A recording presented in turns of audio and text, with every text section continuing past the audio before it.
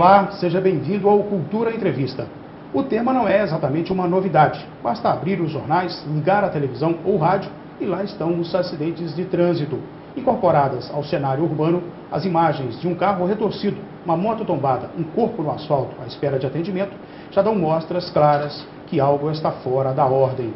Estudos apontam que o predomínio do automóvel como meio de transporte contribui para as mortes no trânsito. Ainda segundo o Ministério da Saúde, cerca de 40% das mortes em acidentes trabalhistas se produzem em vias públicas devido ao trânsito. Matematicamente, é mais provável sofrer um acidente na cidade do que nas estradas, por mais perigosas que elas sejam. Mas quem provoca o acidente? As vias, os automóveis ou os seus condutores? Este questionamento surge com muito pouca frequência nas reportagens, embora seja de amplo conhecimento que quem provoca o acidente, ou pelo menos deveria evitá-los, é o condutor. Para falar sobre esse assunto espinhoso, o Cultura Entrevista recebe hoje o educador, consultor e psicólogo Hudson Miranda de Oliveira. Hudson, obrigado pela sua presença aqui na TV Cultura. Eu que agradeço a oportunidade, eu acho que é um assunto extremamente importante e falar com um público como o da TV Cultura sempre é um grande prazer. Hudson, sempre aqui na abertura do programa nós fazemos uma apresentação para que os nossos telespectadores saibam com quem estão se comunicando, quem estão assistindo. O Hudson veio de onde? A sua formação, há quanto tempo está no Vale do Aço? Eu nasci em Coronel Fabriciano, já morei fora, já morei em Governador Valadares. A minha formação é em educação, sou formado em magistério, já trabalhei na área de tecnologia, já trabalhei na área de comunicação, com programas através de produtoras na TV Cultura de Governador Valadares. Há muitos anos atrás já trabalhei como assistente de produção aqui na TV Cultura. Seja também. Bem-vindo novamente à casa. Muito obrigado. E tenho a formação em administração e psicologia, e atualmente estou me pós-graduando em gestão escolar. Hudson, na abertura do programa aqui, números, avaliações, dados do Ministério da Saúde, mas enfim, o trânsito como esse fator estressor e o papel da mobilidade urbana, como que você acompanha esse assunto? Bem, Alex, a questão, e todos os telespectadores, a questão é que nós estamos numa sociedade que a gente chama de automocêntrica. Nós temos todos os estímulos possíveis voltados para esse meio de transporte individual. A própria mídia trabalha nessa perspectiva, nos seduzindo diariamente com modelos cada vez mais sofisticados. Hoje você entra num automóvel, ele parece uma mistura de videogame com nave espacial. Então ele tem toda uma sedução estética e tecnológica que transmite a sensação de poder. Então a pessoa diante do volante hoje, ele se sente empoderado, ele se sente e tudo transmite a ideia, as propagandas, todas as peças publicitárias que são muito bem feitas, transmitem a ideia de que o indivíduo ali, ele traz consigo, ao adquirir um veículo, o status de bem-sucedido, de poder, de autonomia.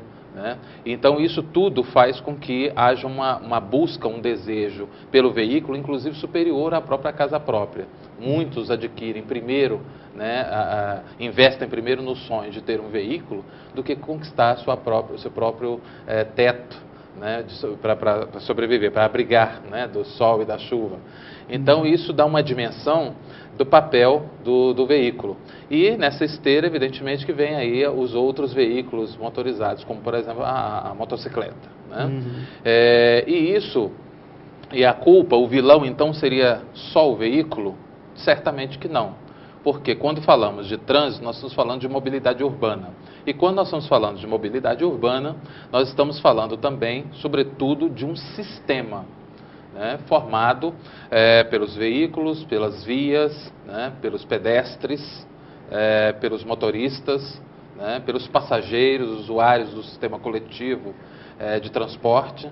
Então nós estamos falando de toda uma rede de estrutura e de dinâmica, de fluxo, que precisa ser observado. Então nós não podemos falar permanentemente só no veículo, que fica parecendo que simplesmente a aquisição do veículo constitui todo o problema que nós estamos vivendo.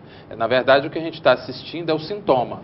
né, é o que aparece, é a consequência da falta de planejamento, da falta de um olhar sistêmico, de entender o trânsito como algo mais complexo e que precisa ser visto de uma maneira, precisa ser monitorado, né, planejado e executado de uma maneira mais próxima, mais responsável, partindo, evidentemente, dos órgãos públicos, né, que quem tem poder para concessão, no caso do transporte público, e quem tem poder para legislar, né, para se articular com os demais órgãos, né, do Legislativo, do Executivo, de forma a permitir que nós tenhamos uma estrutura mais adequada para o ir e vir. Né? Quer dizer, as pessoas poderiam ter um transporte coletivo, público melhor, para evitar usar o carro próprio. Quando nós estamos falando de transporte coletivo, a situação é extremamente complexa. Né? As pessoas vão deixando, dos últimos anos, se a gente acompanhar aí nos últimos 10, 15 anos, muitos fenômenos têm ocorrido. Entre eles, o abandono, o abandono sistemático, gradativo das pessoas do uso do transporte coletivo pela sua precariedade, né? Pela falta de um olhar, de ouvir o usuário, pela falta de conforto, né? Os ônibus cada vez mais cheios, uma frota, em muitos lugares do Brasil, uma frota ultrapassada, motoristas submetidos a uma rotina de trabalho desumana, né? Uma falta de qualidade no atendimento, passagens proporcionalmente caras, sobretudo nos centros urbanos em crescimento no interior. Se a gente comparar proporcionalmente, né, o custo da passagem num grande centro como a região metropolitana do Vale do Aço e outros centros metropolitanos do país, com os grandes centros, as capitais, a gente vai ver que há uma discrepância, né, proporcional. Aqui é mais caro. Sem dúvida.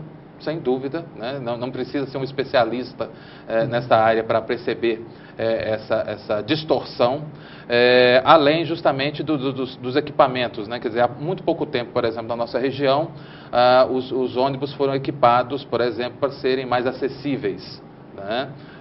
Para permitir o transporte mais adequado dos cadeirantes ou quem tem uma certa dificuldade de locomoção. Mas ainda há muito por se fazer, é preciso investir em veículos de piso mais baixo, a população está envelhecendo, né? Nós temos muitas pessoas com dificuldades diversas envolvendo a locomoção, né? Além da idade, e que precisam de veículos mais adequados, horários mais articulados, né? Uma integração, nós estamos falando de uma região metropolitana, com várias cidades, né? Com predominância aí das 4 cidades, né? Ipatinga, Coronel Fabriciano, Timóteo e Santana do Paraíso. Então é preciso uma articulação melhor, uma integração melhor dos transportes que compõem o sistema público de transporte coletivo, né? Okay. Além de outros tipos de alternativas, né? De modelos de transporte público que precisam ser estudados, né? Odilson, vamos soltar então essa questão do comportamento das pessoas, né, que colocam o automóvel num lugar todo especial nas suas vidas e as consequências disso no trânsito, no compartilhamento do espaço coletivo público, vamos dizer assim, que são as vias públicas. Sim. O que a gente observa é que existe uma briga, uma disputa territorial, né? Quase uma disputa territorial. Como o veículo passou a ter toda essa simbologia de status, de ser bem-sucedido, de ter autonomia, de ter um certo empoderamento, o indivíduo praticamente veste o veículo, né? Então, multiplique-se aí com um número maior de veículos. Se você observar, por exemplo, a cidade como Coronel Fabriciano, em 2003 tinha em torno de 18 mil veículos, agora tem 38 mil, quase 40 mil veículos. Uma cidade igual a Ipatinga, que tinha em torno de 60 mil veículos em 2003, agora está com 125, 123, 124 mil veículos, né? Quer dizer, esses números em algumas cidades duplicaram, em outras cidades quadruplicaram, e as vias continuam as mesmas, praticamente, né? Se você pega a Coronel Fabriciano, que tem aí uma via principal, como a Magalhães Pinto, que com uma quilometragem aí, com uma extensão em torno de 3 a 4 quilômetros, né? 3,5 km mais ou menos. Aproximados, né? Você percorria isso de ônibus, só para as pessoas terem uma ideia, há 15 anos atrás, você percorria, até mesmo no horário de rush, em aproximadamente 15 minutos, 20 minutos você percorria essa via, certo? Até mesmo no horário de rush. Hoje, você leva 35 minutos, 40 minutos, dependendo do horário, até mais, né? Porque você incorporou ao longo desses anos em torno de 12 semáforos, né? 12 lombadas, a via continua do mesmo tamanho, as vias paralelas não receberam investimentos, né? Houve um esforço que é preciso reconhecer do poder público em relação às faixas de pedestres. Então, Fabriciano, por exemplo, hoje eu considero que tem um trânsito um pouco mais educado, né, em relação ao uso da faixa, mas é preciso educar o pedestre também para que não haja abusos, né? Nós temos os problemas em relação às bicicletas, a ausência de ciclofaixas, a ausência de ciclovias, né? Você não tem investimentos, por exemplo, na construção de estacionamentos, né? Estacionamentos verticais. É preciso que o poder público, através das secretarias de indústria e comércio e outras, né, afins, estimulem a construção de edifícios, garagem, né, que possam absorver, que funcionem como bolsões, né, de absorção desses veículos que estão parados nesse momento e liberem as vias. Né? Então, se você não faz isso, você causa um colapso. E os horários de pico em muitas cidades está deixando de ser aqueles horários na extremidade, né, que eram no início da manhã, na hora do almoço e no final da tarde, início da noite. Né? Existem cidades hoje com horário de pico permanente, praticamente. Em alguns lugares do Rio de Janeiro, por exemplo, São Paulo, isso já acontece. Né? Em Belo Horizonte, em alguns trechos, né? Embora já haja também aquele investimento de transferência de construção da cidade administrativa, né? Em Venda Nova, em Belo Horizonte, próximo a Confins, né? na divisa com Vespasiano, transferiu aí em torno de 27 mil funcionários, né? Mais 13 mil visitantes diários na cidade administrativa. Então, isso tudo em contrafluxo. Quer dizer, transferindo no sentido contrário ao fluxo normal da população.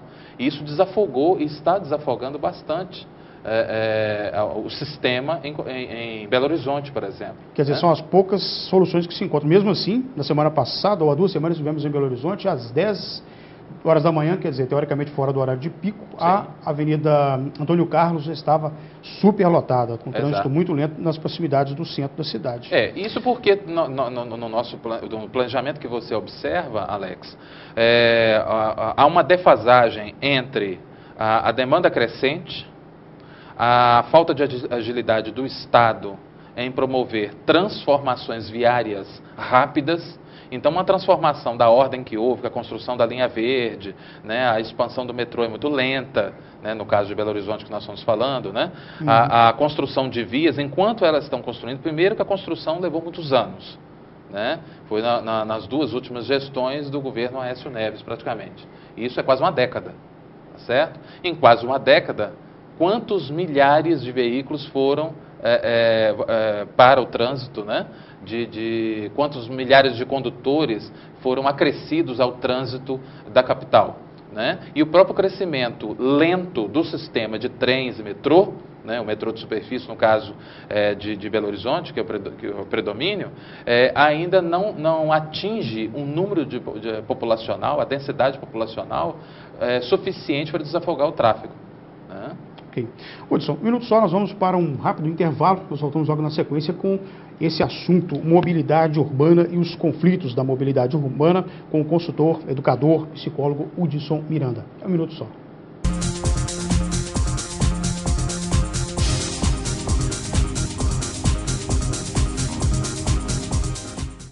Atenção, luz, câmera, gravando. Todos os momentos devem ser registrados com qualidade e profissionalismo. Lana Vídeo Produtora Audiovisual, especializada em vídeo empresarial, documentários, comerciais para TV e eventos sociais. A equipe Lana Vídeo lhe atende com profissionais capacitados para fazer o melhor registro do seu evento. Lana Vídeo Produtora Audiovisual. Ligue e agende uma visita. 38216992 ou acesse lanavideo.com.br. O Grupo Dijaffer se consolida pela qualidade de seus produtos. Dijaffer, ferro e aço em Fabriciano e aço nobre em frente à passarela do Iguaçu em Patinga. Ferro e aço para construção, serralheria e usinagem, metalons, perfis para estrutura e eletrodos no atacado e varejo. Máquina de fabricação própria de telhas sob medida. Dijaffer construindo um vale de ferro e aço. Avenida Tancredo Neves, 553, Coronel Fabriciano. Aço Nobre, Rua Pedras Preciosas, 25, Iguaçu, Ipatinga. Não apague o sorriso de quem cuida da nossa cidade. Nossos agentes ambientais pedem a sua colaboração. Descarte seringas, cacos de vidros, espetos de churrasco, pregos e latas de conservas com os devidos cuidados. Embale-os antes do descarte. A gente cuidando da nossa cidade sem acidentes. Coleta Segura, o seu jeito de cuidar dos agentes ambientais. Vital Engenharia Ambiental. Se você não quer ter dor de cabeça na hora de fazer os seus serviços gráficos, procure a Gráfica Arte Publish. Moderno parque gráfico com profissionais atualizados, prontos para atender com rapidez, a cortesia e a pontualidade que o mercado exige. Gráfica Arte Publish, sinônimo de qualidade em serviços gráficos. Atendimento em sede própria, com assessoria jornalística, fotolito eletrônico e criação de peças publicitárias. Gráfica Arte Publish, mais que impressão, impressiona. Arte Publish, Avenida Londrina, número 400, bairro Veneza 2, Ipatinga. Telefone 3828-9020. Artepublish, @artepublish.com.br. Fique bem informado com o Diário do Aço, o jornal de maior circulação em toda a região. Tradição, credibilidade e compromisso com o leitor estão em nossas páginas. Assine e leia o Diário do Aço, o veículo com a melhor equipe de profissionais e maior estrutura para apurar e informar com responsabilidade os principais acontecimentos. Acesse também a nossa versão online, www.diariodoaco.com.br. Fazer de tudo para você se dar bem é ser bem conceituada, bem localizada e bem mais em conta. E tudo isso, pode estar em um só lugar. Vestibular Unipac Vale do Aço. Inscrições abertas. Provas 25 de novembro. Informações unipacvaledoaço.com.br. Unipac, mais qualidade por muito menos.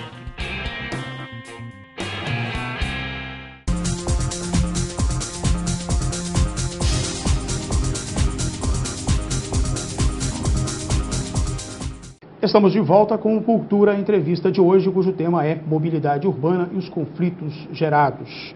O Hudson Miranda, psicólogo, educador e consultor. Bom, você disse agora há pouco que as pessoas praticamente vestem o carro, né? O carro torna uma coisa que você já falou, inclusive, no programa do Gilberto Medeiros, na Rádio Itatiaia, o veículo torna-se uma espécie de segunda pele das pessoas. E aí, esbarrar nessa segunda pele é invadir um campo muito pessoal, muito privado das pessoas. É porque o carro virou uma questão íntima, né? Então, quando você encosta, quando há uma colisão, mesmo leve, de um veículo com outro, há uma ofensa pessoal, né? Então, o carro virou um símbolo, uma extensão do corpo. Como ele vira uma extensão do corpo, esse esbarrão não é só no carro, esse esbarrão é também uma agressão, é considerado, né? Uma agressão à própria pessoa que conduz o carro. Então, evidentemente, isso revela um despreparo, evidentemente, para a convivência. É uma disputa territorial selvagem, né? Associada justamente a esse despreparo para conviver. Exatamente isso que eu queria te perguntar agora. Qual que é o papel da escola, da família e até mesmo dos centros de formação de condutores, as antigas autoescolas, no sentido de preparar as pessoas para enfrentar essa realidade? Diante do crescimento do fenômeno, a gente fica questionando a própria estrutura de formação de condutores, né? É claro que o papel da escola, preventivo e a partir justamente da pré-adolescência e da adolescência, já seria, eu acho que a aliança, né, entre o Ministério dos Transportes e da Educação seria muito bem-vinda nesse sentido. Mas o foco, eu acho que que mais me preocupa nesse momento é observar que existe uma certa facilidade para se conseguir, né, uma busca frenética para se conseguir a carteira de habilitação para se dirigir, né? Eu acho que precisamos de um pouco mais de rigor e de expor aqueles que estão pleiteando essa carteira, expor essas pessoas a essas condições, né, onde elas possam demonstrar a sua capacidade de resistência a pressões ou as condições, principalmente as condições não tão favoráveis que aparecem na condução, na estrada e nas vias urbanas. Eu acho que essa exposição ainda está insuficiente, dado aos fenômenos, né, as banalidades, a violência que ocorre no trânsito e a violência que ocorre,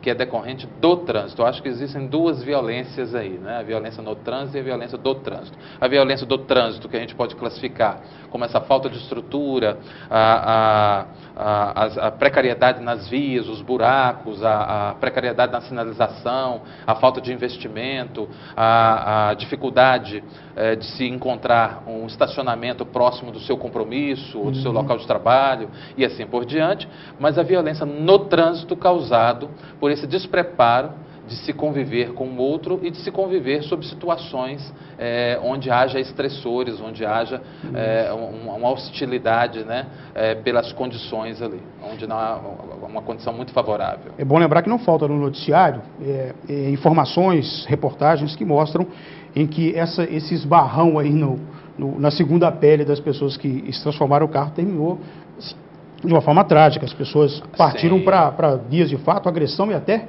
homicídios já foram registrados. O que é muito preocupante é exatamente isso, né? Quer dizer, as pessoas perseguem a outra, às vezes por uma fechada, como vários casos, né, já ocorreram, perseguem, matam, né, mutilam, batem no carro do outro, né? Sim, quer dizer, como revanche, né? Quer dizer, utilizam o veículo, né, como uma forma de arma e mais do que isso, né, elas expressam justamente uma fúria incompatível, né, tanto com as circunstâncias como as possibilidades que residem na condução urbana ou não urbana, né, incompatíveis com quem está diante de um veículo. Né? Quem está no trânsito convivendo com outros veículos. Hudson, não falta também ao pai que dirige, tem lá no banco de trás o filho ou os filhos, entender que lá atrás estão os futuros motoristas? Porque o que ele fala, o que ele faz no volante, o que ele diz, nem que seja de brincadeira, certamente vai ser copiado, vai ser mentalizado por quem está sentado no banco de trás. Não tenha dúvida, você toca num aspecto importantíssimo que também, quando eu tenho a oportunidade, eu venho falando sobre isso, nós temos observado justamente a negligência, e eu tenho falado com pais também, né, sobre o exemplo de nós, adultos, sejamos pais ou não, né, para as gerações que nos observam.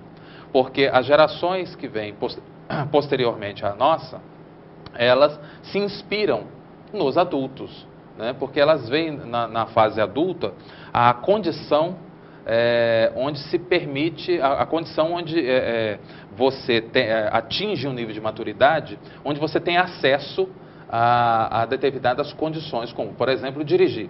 E quando eu vejo aquele adulto se comportar daquela maneira, né, X ou Y, ou inadequada, e, sobretudo, não tendo a punibilidade compatível, aí sim eu me vejo autorizado a repetir aquilo ali, sobretudo se eu não tenho consequência.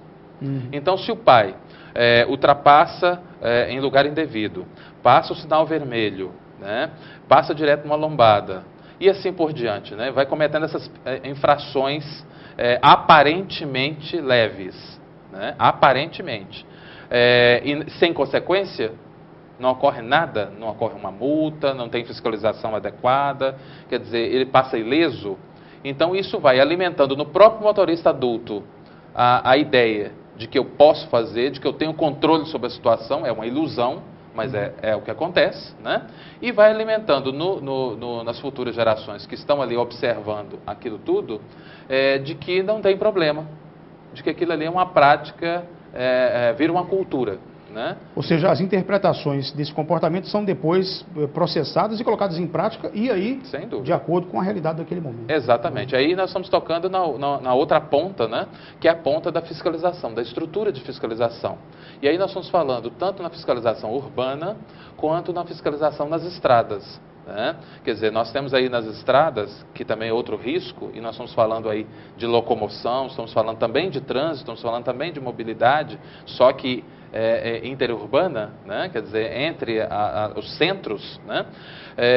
Nós estamos acompanhando aí o aumento do número de caminhões, o aumento do tamanho e da capacidade de transporte desses caminhões, incompatível com a estrutura para a qual a maioria das estradas foram construídas, né? Que a maioria vem daquele milagre brasileiro, né? Vem da época da explosão industrial, vem da década de 60, né? E essas estradas estão sem condições até de reparo. Né? Em alguns trechos, realmente nós estamos numa situação delicada. E esse aumento de fluxo, né? Que também decorre de uma outra visão distorcida, porque nós tínhamos uma malha ferroviária muito boa, né? E que foi também abandonada. Então, hoje, nós, com o país do tamanho que nós temos, que é um país que é um tamanho continental, né? Que tem uma extensão continental, nós baseamos todo o nosso transporte pesado sobre rodas, né? O que danifica as estradas, o que coloca em risco tanto os caminhões, os veículos pesados, quanto os ônibus, quanto os veículos leves. Só agora, recentemente, descobriram ou colocaram em prática uma medida mais emergencial com relação aos motoristas que dirigem durante um longo período, que é a lei do descanso, que começa a ser fiscalizada. Só que colocam a lei do descanso, mas não criam nenhum estímulo ou estrutura para os locais, inclusive em termos de segurança, para os locais de descanso. Né? Quer dizer, você tem muitas estradas importantes no Brasil, cujo o intervalo de lugares estruturados, seguros para parar, é superior ao que a própria lei estabelece. Deixa eu fazer um depoimento pessoal de uma situação pessoal que eu vivi nas minhas férias no começo deste ano. Eu viajei 1.600 quilômetros ida e volta, cortei 3 estados, saí de Minas Gerais, passei pelo Espírito Santo e fui para a Bahia. Foram 1.600 quilômetros de ida e volta só de rodovias, fora o que eu rodei dentro das cidades, entre uma cidade e outra. Deve chegar lá uns 1.800 quilômetros. Eu não fui parado nenhuma vez, tanto na estrada quanto também dentro das cidades. É uma falha, isso é um exemplo prático, pragmático, de que há falha na fiscalização rodoviária? Sem dúvida, é um exemplo que faz parte de um conjunto de situações crônicas. Isso não é uma exceção. Eu poderia ter levado droga, armas, enfim. Sem dúvida. Isso teria passado incólume, ida e voltado. Sim, eu sou usuário tanto do sistema coletivo, quanto viajo muito de ônibus também, né? Entre as cidades.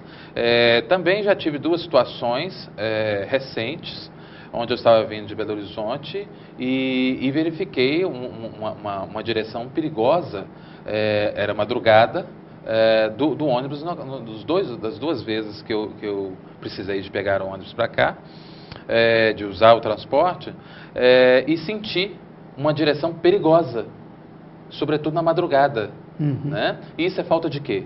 Fiscalização.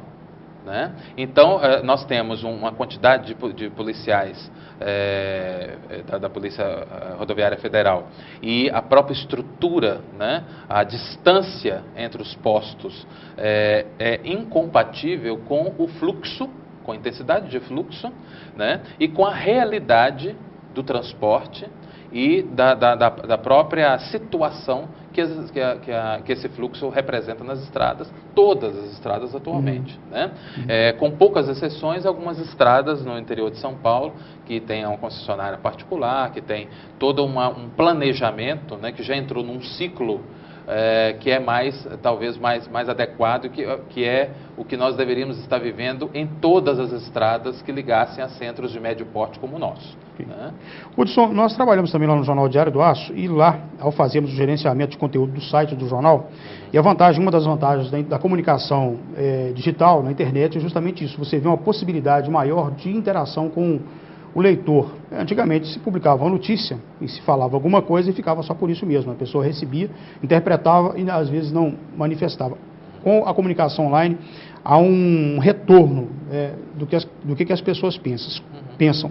Quando nós publicamos alguma matéria sobre radar, em Coronel Fabriciano, em Timóteo, e aí lembra-se de uma época que tinha radar também no trânsito urbano de Patinga, nós notamos que as pessoas têm uma opinião muito divididas em relação aos radares, muitos favoráveis e alguns contrários, radicalmente contrários. Quem é contra não aceita de jeito nenhum, e quem é favorável não se importa, acho que poderia ter radar nas vias, nos semáforos. Sua opinião sobre o polêmico radar? Olha, todo sistema de punição, quando ele é colocado como única política pública, evidentemente que gera esse tipo de reação, né? E ele vai ser proporcional quanto mais isso significar uma política frágil, quer dizer, a única política que eu tenho é de coibir, é de oprimir, é de proibir, né? É de punir. Então, evidentemente que eu vou ter reações proporcionais. Por quê? Que são reações frutos de uma falta de uma cultura que já evite cair naquele parâmetro determinado pela punição, né? Então, o que acontece? O que nós precisamos fazer é um conjunto de ações que sejam simultâneas, certo? Ou seja, ao mesmo tempo que eu tenho uma lei forte, eu tenho que ter um sistema de fiscalização adequado, né? Eu tenho que ter uma integração de informações também justa, adequada, que é o que falta em muitos casos. Eu tenho que ter um investimento em vias e sinalização também adequado. E tem que ter uma formação e uma prevenção também compatíveis com o que eu quero atingir. Então, quando eu completo esse conjunto de questões, obviamente que eu tenho uma adesão maior, uma melhoria na cultura e uma redução dos números. Nós temos hoje um número de mortos anuais em torno de 42 mil mortos no trânsito. 42 mil. Isso dá um Airbus caindo todo dia e matando todos, né? Porque a gente fica muito sensível quando cai um Airbus e fica sensível, com razão, obviamente, né? Há uma comoção geral quando cai um avião de grande porte e mata seus passageiros, né? Nós temos o equivalente a isso todos os dias no Brasil, todos os dias. Então são 42 mil vidas. Isso sem falar no exército de mutilados, né? Que é uma situação terrível, daqueles que ficaram no auge da sua vida produtiva, têm que reprogramar toda a sua vida, ficaram incapacitados para o trabalho, né, ficaram tetraplégicos, perderam membros do corpo, se transformaram em cadeirantes, o que implica em uma outra estrutura. Isso tem um impacto na família, tem um impacto social muito grande, tem um impacto na família, sem falar nos órfãos, né, quantos filhos perderam o seu pai no auge da vida produtiva, no início da sua infância, na sua adolescência, precocemente, né? Quantas famílias foram dilaceradas pela perda de pai e mãe juntos, né?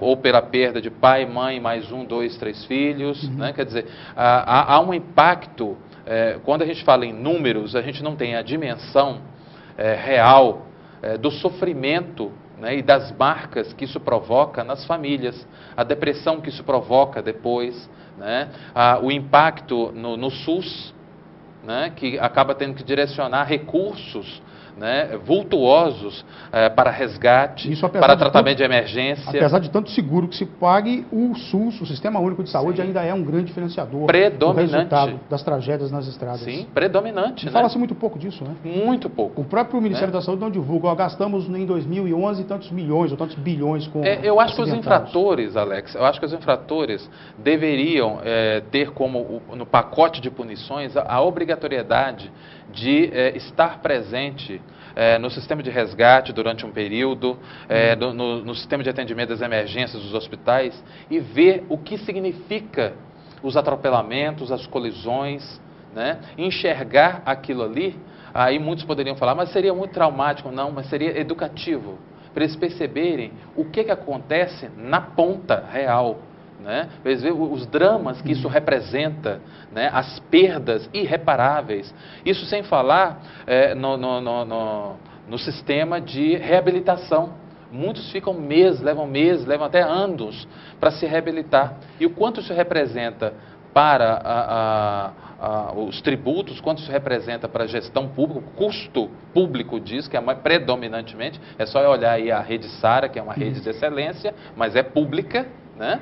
É o dinheiro do cidadão que é desviado para essa negligência causada por cidadãos e que poderia estar sendo estruturado para a construção de hospitais para outros fins, né? Só para concluirmos aqui esse bloco, só o radar pura e simplesmente não resolve. Não, sem dúvida nenhuma. Nós vamos então para o intervalo. Eu lembro o contato do programa, que é entrevista@tvculturavaledoaço.com.br. Obrigado a você que tem participado, deixado a sua opinião, sua crítica construtiva para os temas que nós apresentamos aqui no Cultura Entrevista. Nós voltamos em 1 minuto.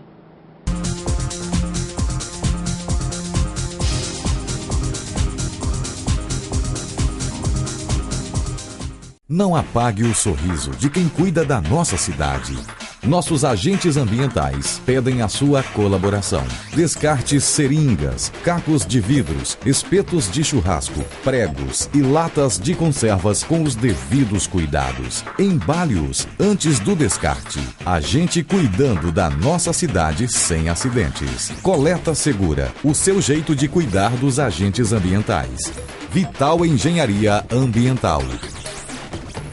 Se você não quer ter dor de cabeça na hora de fazer os seus serviços gráficos, procure a Gráfica Arte Publish. Moderno parque gráfico com profissionais atualizados, prontos para atender com rapidez, a cortesia e a pontualidade que o mercado exige. Gráfica Arte Publish, sinônimo de qualidade em serviços gráficos. Atendimento em sede própria, com assessoria jornalística, fotolito eletrônico e criação de peças publicitárias. Gráfica Arte Publish, mais que impressão, impressiona. Arte Publish, Avenida Londrina, número 400, bairro Veneza 2, Ipatinga. Telefone 3828-9020. artepublish@artepublish.com.br. Fique bem informado com o Diário do Aço, o jornal de maior circulação em toda a região. Tradição, credibilidade e compromisso com o leitor estão em nossas páginas. Assine e leia o Diário do Aço, o veículo com a melhor equipe de profissionais e maior estrutura para apurar e informar com responsabilidade os principais acontecimentos. Acesse também a nossa versão online, www.diariodoaco.com.br. Atenção, luz, câmera, gravando. Todos os momentos devem ser registrados com qualidade e profissionalismo. Lana Vídeo Produtora Audiovisual, especializada em vídeo empresarial, documentários, comerciais para TV e eventos sociais. A equipe Lana Vídeo lhe atende com profissionais capacitados para fazer o melhor registro do seu evento. Lana Vídeo Produtora Audiovisual. Ligue e agende uma visita. 3821-6992 ou acesse lanavideo.com.br. O Grupo Dijafer se consolida pela qualidade de seus produtos. Dijafer, ferro e aço em Fabriciano e aço nobre em frente à passarela do Iguaçu em Patinga. Ferro e aço para construção, serralheria e usinagem, metalons, perfis para estrutura e eletrodos no atacado e varejo. Máquina de fabricação própria de telhas sob medida. Dijafer, construindo um vale de ferro e aço. Avenida Tancredo Neves, 553, Coronel Fabriciano. Aço Nobre, Rua Pedras Preciosas, 25, Iguaçu, Ipatinga.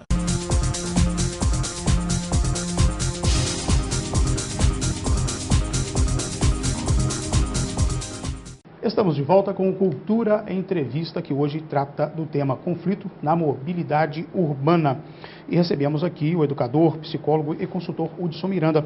Hudson, essa presença massiva dos acidentes de trânsito, você liga esses programas de fins de tarde na televisão, é muito comum ter lá cena de acidentes. Os jornais quase todos os dias têm tratado do assunto acidente de trânsito. Gera uma sensação de entorpecimento. A gente começa a ver isso como normal, ter acidente de trânsito. Qual que é o perigo disso? De achar que é normal ter corpos estraçalhados, carros retorcidos, como disse na abertura do programa, moto revirada e o sujeito lá no chão caído esperando socorro. Na realidade, Nós divulgamos números, mas a gente ainda não tem a dramaticidade, por isso que eu falo que seria importante no pacote de punição que o indivíduo fizesse plantão durante um período, participasse dos resgates do SAMU, do Corpo de Bombeiros, estivesse presente nas áreas de atendimento de emergência e urgência dos grandes hospitais, né, para ele ver sistematicamente o que representa a conduta inadequada dele, né, o que representa uma negligência no trânsito, né, o impacto disso, ele perceber a chegada da família, né, a repercussão, né, da tragédia, sair dos números, sair das estatísticas. O noticiário também poderia mostrar esses dramas pessoais, esses dramas familiares. Sim, criados. eu acho que esses dramas, sem precisar de mostrar os corpos dilacerados, né, que já são por si uma situação horrível, mas poderiam mostrar justamente as marcas que isso provocam, mais intensamente, mais do que estatística. Passados alguns dias, o acidente daquela família do ano passado, que consequência que teve? Exatamente, que consequência teve a falta desse pai, dessa mãe, a perda desses filhos, ou desse filho, ou dessa filha, né? A questão da perda não de vidas, mas também a questão como é que eu poderia dizer, dos danos físicos não letais, né, mas a perda de membros, a transformação do sujeito em cadeirante, né, a reabilitação, o problema que isso gerou na carreira, né, porque muitas carreiras foram interrompidas por causa disso, né, tiveram que ter uma readaptação, os custos para a família, para readaptar a casa, né, a rotina. Então, tudo isso eu acho que precisa ter um foco maior, né? E isso sem falar na questão da lei seca, né, que eu acho que a interpretação da lei seca foi anômala, né? Aquela ideia... Qual é o problema central? Aquela ideia, né, que o sujeito não é obrigado a atender a solicitação de uso do bafômetro, porque isso poderia provocar, criar provas, né? Contra si. Exatamente. Bem, se nós partirmos por essa ideia, então nós estaríamos abolindo todo o processo, todo o sistema de fiscalização de qualquer coisa. Porque no sistema de fiscalização, se eu parto do princípio que eu tenho comigo, no meu ambiente onde está sendo fiscalizado, provas que poderiam, ou situações, ou circunstâncias, ou elementos que poderiam ocasionar autuações, né, multas, prisões ou processos, seja lá o que for, qual o procedimento legal decorrente daquela fiscalização, então nós teríamos que abolir todo o processo de fiscalização, né? E não é por aí. Eu acho que nós precisamos de uma outra interpretação, onde a fiscalização seja vista como uma proteção da convivência coletiva, né? Então, se eu faço uma fiscalização no sistema de coletivo, uma fiscalização aleatória, se eu faço uma fiscalização no sistema elétrico, se eu faço uma fiscalização no sistema telefônico, se eu faço uma fiscalização nas lanchonetes, etc., tudo isso faz parte de um conjunto de proteções contra aqueles, né, que não estão se adequando à própria norma que regula aquela convivência, né? Então, eu acho que essa interpretação anômala, ela certamente prejudica mais a população, prejudica mais as pessoas do que ajuda. Ok. Semana passada, nós tivemos uma condenação em Ipatinga de um sujeito que furtou um carro, usou droga, bebeu, atropelou uma criança de 5 anos e matou uma criança de 5 anos. Foi condenado por homicídio doloso, ou seja, quando se tem a intenção de matar. O Ministério Público entendeu que o sujeito, ele sabia que corria o risco de matar alguém quando tomou todas essas iniciativas. O corpo de jurados acatou isso e ele foi condenado, né? Mas é muito pouco, porque é um caso em vários. Exatamente. São muito tímidas as decisões, né? Embora a gente tenha que reconhecer que são ótimos que esses exemplos venham à tona, né? Sim, mas a própria visibilidade desse tipo de punição ainda é muito precária, né? Lança-se muito pouca luz sobre essas decisões mais firmes do Poder Judiciário, né? E essas decisões ainda são tímidas, né? O que a gente vê, na maioria das vezes, são condutores criminosos, soltos, né? E cometendo cada vez mais atos criminosos utilizando carros e as vítimas vão se acumulando, né? E a situação vai ficando cada vez mais terrível. E os exemplos, né, esses maus exemplos, essa impunidade, vai gerando, vai inspirando cada vez mais pessoas irresponsáveis de conduzirem os seus veículos de maneira inadequada e imprópria para as vias que nós temos. E usam para isso o Estatuto da Fiança, porque ele é apreendido, pode até ser apreendido, leva para a delegacia, paga a fiança e volta para a rua. Sem dúvida. Hudson, vamos tratar agora de um outro assunto que tem ganhado bastante visibilidade no Vale do Aço. Já era muito visível, principalmente em São Paulo, Curitiba, outras cidades brasileiras, e também agora chegou ao Vale do Aço, que é a questão dos ciclistas. Nós tivemos bicicletadas em Patinga, Coronel Fabriciano, Timóteo também em programa, bicicletada. Bicicletada é uma manifestação, o nome é esse mesmo. E é uma manifestação pacífica que fazem, pedindo respeito ao ciclista, e também aproveita esse momento para pregar entre os próprios grupos de ciclistas a adoção de medidas de segurança, uso de equipamentos, capacetes, luvas, proteção no joelho, nos braços, enfim, uma série de coisas, cuidar bem dos freios das bicicletas, mas enfim, é modismo só usar a bicicleta ou é mesmo a necessidade de se repensar mobilidade urbana? Olha, eu acho que há um esforço do cidadão em aderir à bicicleta, mas é preciso haver uma contrapartida do poder público fazendo com que ocorra tanto a construção de ciclovias, onde há possibilidade, e onde não houver essa possibilidade, a estruturação de ciclofaixas, né?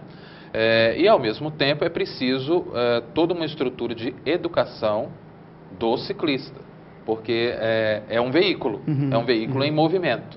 Então, é preciso que esse veículo esteja bem sinalizado, que é outro problema, né?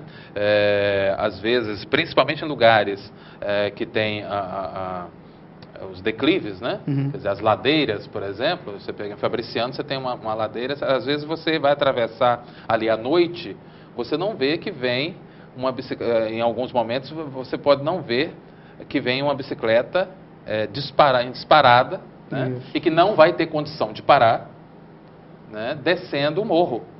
Né? Então, até o uso, como é que se usa, como é que se sinaliza para o motorista, como é que convive com o motorista onde não tem as ciclovias, onde existem as ciclofaixas, né? Quer dizer, como é que obedece a legislação, como é que convive com os demais veículos, as outras motocicletas e assim por diante, também tem que fazer parte dessa cultura de uso da bicicleta, né? Os bicicletários adequados também, quer dizer, é preciso ter espaço para estacionar adequadamente as bicicletas. É preciso ter todo um conjunto de coisas, né? Para abrigar as bicicletas, para esse deslocamento ser adequado através de ciclovias e ciclofaixas, para educar os ciclistas e submetê-los a uma legislação onde aqueles que não se adequarem também sejam punidos. A propósito, o Código de Trânsito Brasileiro prevê punição para o ciclista que anda na calçada, que anda na contramão, que anda sem equipamento de segurança. Só que isso não é aplicado. Não é aplicado. Não é aplicado. Não existe. Mais uma vez, a omissão do Estado, além de não fiscalizar veículos. Isso gera uma contracultura, né? Isso gera uma outra cultura, que é a cultura da negligência e a normalização a qual você se referiu, né? Nós começamos a normalizar uma série de procedimentos, né? Inclusive, uma coisa que é óbvia, né, na condução de veículos automotores, que, por exemplo, no caso das motocicletas e veículos de todos os tipos, é o uso da seta, a indicação da seta. Hoje em dia você não está podendo confiar mais que o indivíduo que vem ali, ele vai seguir em linha reta ou se ele vai fazer alguma conversão.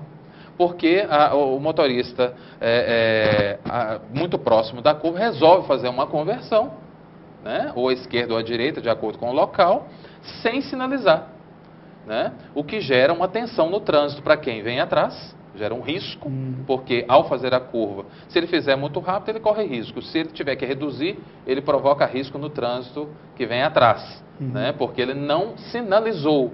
E corre o risco para o pedestre que confia na sinalização do veículo e pode atravessar. Né? Pode ser um lugar onde não tem semáforo, né? Só tem a faixa, e ele vai confiar onde? Na sinalização dos veículos. Isso sem falar também, outro problema muito importante, Alex, que são as passarelas.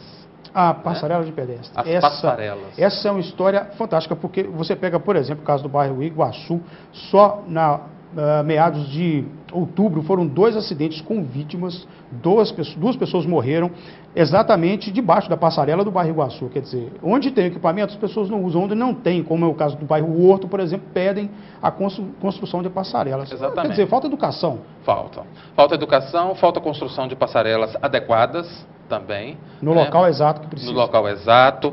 Aquela ali do bairro Iguaçu, eu acho que há um deslocamento de algumas dezenas de metros, onde há realmente o fluxo. O fluxo maior é em frente ao Hotel Panorama. Exatamente. O nome... Então há um deslocamento e todo mundo sabia disso, né? Menos o DENIT. Então, que é o responsável, né? Porque ali é um perímetro urbano da rodovia, né? No Horto, nós temos 2 faculdades ali, nós temos um trânsito de pessoas, é um local onde é também um centro econômico da cidade, né? E realmente não faz. No Bom Retiro precisa também de passarela. Em frente à Unileste, em Fabriciano, também precisa de uma passarela. Né? Então, assim, há muitos locais e realmente só se fala em projetos, mas esses projetos acabam não se constituindo em ações concretas. E aí os acidentes ocorrem na proporção que a gente vê. Né? Hudson, já estamos aqui caminhando para o fim do Cultura Entrevista de hoje e os contatos, quem quiser. Nós citamos aqui que é educador, consultor, psicólogo. Você atende, Coronel Fabriciano? Tem algum projeto específico, profissional em andamento? Como é que é? Eu trabalho, nesse momento, eu estou com projetos predominantemente na área de educação, né? Tanto em Fabriciano quanto em Santana do Paraíso. Estou discutindo também com a rede estadual, outras unidades da rede, né? Uma série de projetos voltados para a educação. Né? E atendo clinicamente no Horto, em Ipatinga. Né? Para quem quiser fazer contato comigo, eu posso deixar meu número? Fica à vontade. É o 8622-1200. 8622-1200. Na internet também tem os meus perfis, né? Sim. Ao buscar no Google, eu tenho meu perfil no próprio Facebook, né? No Google Plus. E provavelmente já nos próximos dias eu vou estar com a minha página na internet, onde as pessoas vão poder conferir uma série de questões importantes. Né? Eu citei agora há pouco a importância da comunicação jornalística no uso da internet. Psicólogo também, consultor também usa a ferramenta.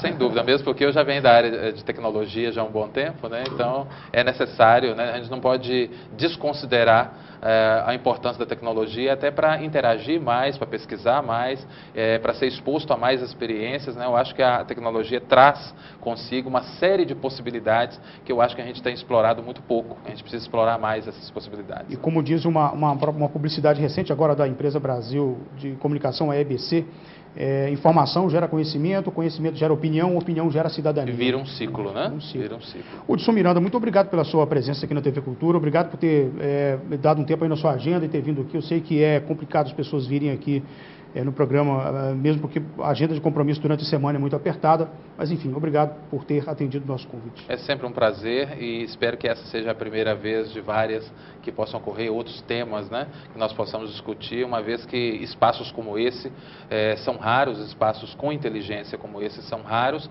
mas são absolutamente indispensáveis no mundo de hoje para a gente promover essa reflexão, essa discussão, mesmo que a gente não esgote o assunto, porque todo o assunto é muito amplo, né, mas que é indispensável para a gente inspirar, incitar a população, estimular a discutir esses assuntos. Né? Muito obrigado. O Cultura Entrevista fica por aqui. Muito obrigado pela sua companhia. Até a próxima semana.